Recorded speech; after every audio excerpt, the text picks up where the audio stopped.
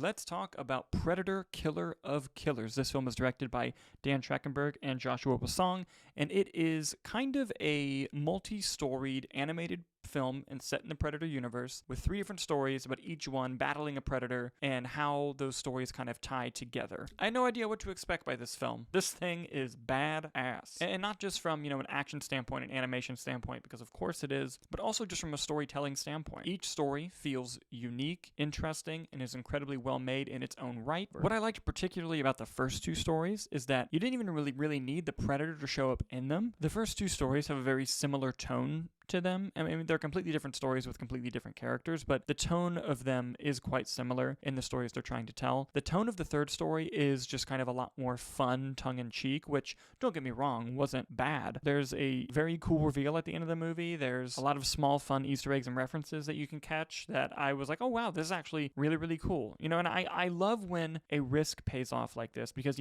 pitching to a studio, hey, I have all these different Predator ideas, but rather than spend hundreds of millions of dollars making them movies that may or may not be successful, let's turn them into 3 short films, do it animated, and we can put it on Hulu. That is very hard to greenlight. And the fact that it was made and that it works so well is just awesome. I love seeing stuff like this. I would love to see more stuff like this.